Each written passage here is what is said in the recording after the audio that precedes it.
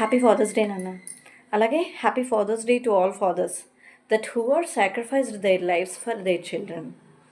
Fathers Day కానీ Mother's Day కానీ ఆ రోజే గుర్తుకు తెచ్చుకోవాలా పేరెంట్స్ని, ఆ రోజే వాళ్ళని పలకరించాలా, ఫాలో చేయాలా, ఇట్లాంటివి అని నెగిటివ్ ఇంప్రెషన్ కూడా ఉంది.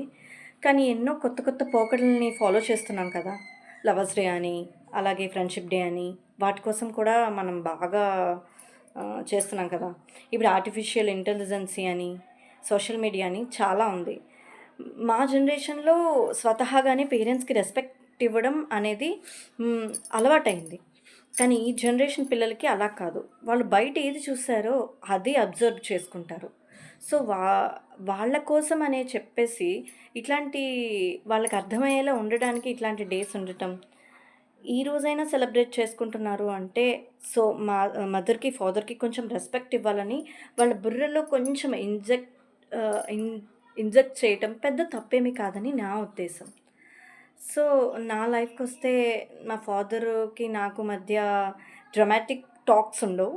బంగారు తల్లి, నాన్న, బుజ్జి, కన్నా ఇట్లాంటివేముండవు. కానీ తన 30 ఏళ్ల కష్టాన్ని నా కోసం వెచ్చించి, నాకిష్టమైన వ్యక్తితో నాకు పెళ్లి జరిపించి, నా హ్యాపీనెస్‌కి ఇప్పుడు నేను అనుభవిస్తున్న అంత హ్యాపీనెస్‌కి మా నాన్న ఒక రకంగా కారణమయ్యారు.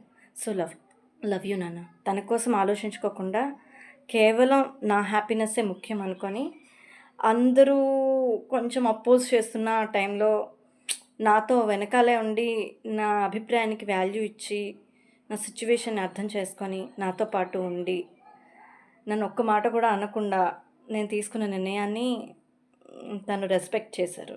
సో, లవ్ యూ నాన్న. Love you so much. Happy Father's day.